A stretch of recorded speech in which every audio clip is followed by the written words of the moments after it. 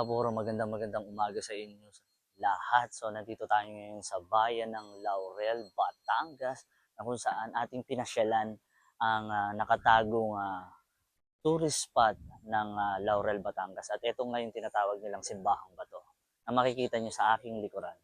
So napaka-unique kasi yung pinakang rock formation niya talaga is literal na bato. No? Talagang napaka-peaceful ng lugar, napaka-solemn ng lugar, talagang ang ganda at napakasarap pasyalan dito ng lugar na to, lalo na yung simbahan. Kaya mga kapuro, pasyalan nyo dahil sulit kapag nakapunta kayo dito sa lugar na Laurel, Batangas na tinaguri ang Simbahang Bato.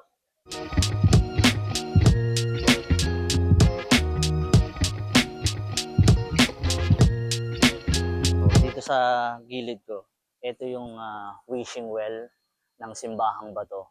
At kung mapapansin nyo mga kapuro, napakaraming turista ang dumadayo dito sa lugar ng Laurel, bayan ng Batangas.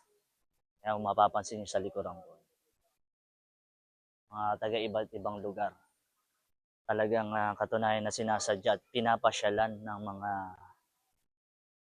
turista.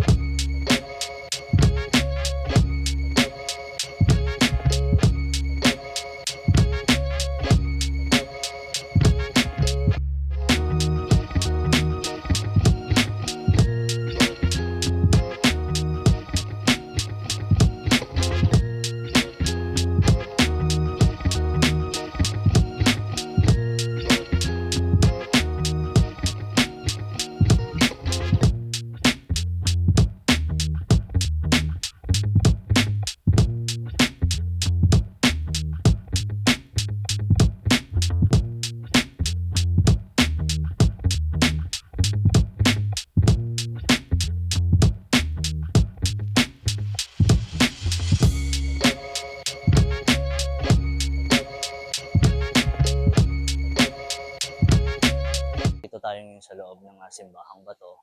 At ang misa dito ay tuwing every Sunday, last of the month. So, mas pinakamaraming tao kapag araw ng linggo. So, kaya kung makikita nyo sa paligid, ang daming turista ang dumadayo para lang puntahan at sadyain talaga ang Simbahang Bato. Dahil isa ito sa makasaysayan dito sa bayan ng Laurel, Batangas. Kaya, pasyalan nyo. Sulit.